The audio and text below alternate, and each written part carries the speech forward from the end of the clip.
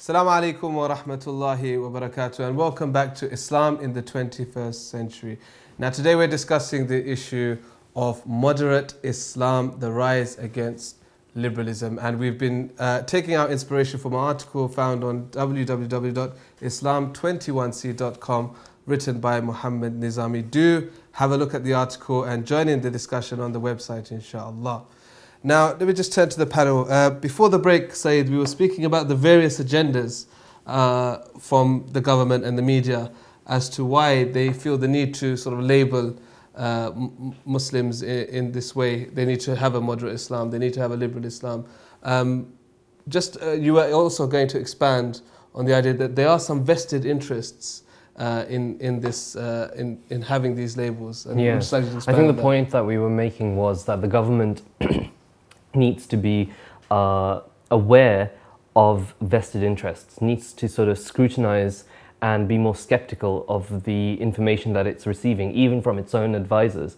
Because what's happened in light of the terrorism and all the other issues that have arisen over the past sort of almost decade or more, is that there has been an industry that's set up now with think tanks and specialists and others who have a vested interest in the continuation of a picture of the world in which there is such a thing as a sort of phantom, almost moderate Islam, and then a more sort of visible extremist wing that needs to be countered. I think this is a picture that's serving certain interests, and we need to be aware that they are perpetuating these labels as much as the government itself. Now, Murtaza, we spoke about the sort of government and the institutional vested interest in having these labels, but what about the media? Why do they feel a need to perpetuate these labels of moderate Islam, liberal Islam, and these sorts of things? Well, I think the media's motivations really fall roughly into two categories. One is, as Sayyid has already said, you know, they have goals, motives in how they report things, and the other one is a general one which applies to all media, which is whatever sells the most, or sensationalism.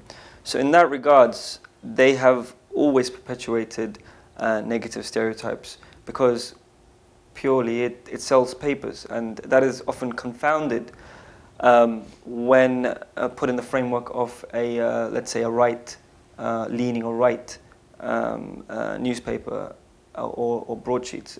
You know, that is their inclination anyway, to be fearful of the new, to be anti-immigration, anti-multiculturalism. So when you combine that with the sellability of stories to do with Islam and extremism and moderation, all of these stories, it really is not a good recipe. So, I mean, Said, isn't it just the case though with the media that it's for convenience sake? Because the media are trying to make things understandable for the general masses, so they're going to want to put people into their retrospective boxes just so that things are like Islam are more understandable.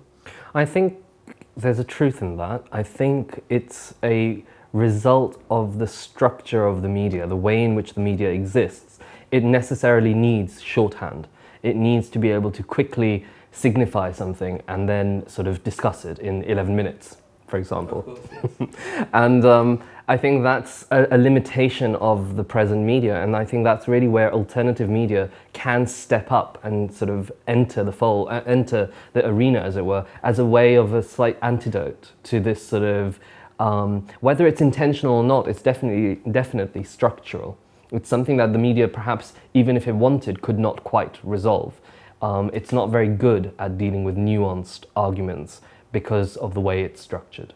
Now, we've discussed the agendas behind why and the semantics behind this issue of moderate Islam. But let's just, in the last part of this episode now, discuss the issue of how we move forward. How we then get back to the real Islam, if you want to call it the Orthodox Islam, to be represented as the moderate Islam in society, and whether or not we want to do that in the first place, Brother Murtaza. Oh, well, I think in relation to steps, ways forward, and how we can sort of redefine what moderate means or reclaim it, it's going to be difficult. Like I said earlier on, that we have to realize from the start that we're the underdogs, and that we are currently losing, because the term has not been created by us and it's not being used by us. We are trying to lay claim to it again. And the way you do that is by convincing the people who conceptualized and created this terminology to begin with to start using the way we wanted to use it. And that obviously includes the people we've just talked about, which is government and media. And the way you do that is to explain to them that their use of the word, their use of this such semantics is actually counterproductive to the aim that they're trying to implement, which is security, which is lack of terrorist threat. Because if they allowed for mainstream Muslim opinion to be the moderate one, they would be able to reach a wider audience and be able to open up a dialogue with actually the majority of Muslims in this country, and not just the fringe group, the minority, or who they call moderate, who they basically like or support what they already think or what their policies already are. It's possibly an impossible case or impossible scenario of Said, because they're always going to want to promote what they feel is more conducive to their values. But I think we need to be careful of not overplaying the intentional card, the card that the government intends to do X, Y, and Z, and hence it employs this, that, and the other. I think there is a great contingency, a kind of a knee-jerk reaction, a kind of unthought, irrational element, as much as a reasoned, rational, strategic, conniving type of element. I think, however, one of the ways in which to change terminologies, words, of course, are never static. Words are always needing constant ratification. They need to be ratified and reinforced, and so the stories that we tell utilize the words and make sense of those words. Well, we need, in the Muslim community and in the global ummah, greater retelling of stories. We can't simply, for example, this episode has entirely been our contestation with the word moderate. We've contested its applicability, its validity, but we haven't actually put anything in its place either. We haven't offered another lens by which to analyze the situation.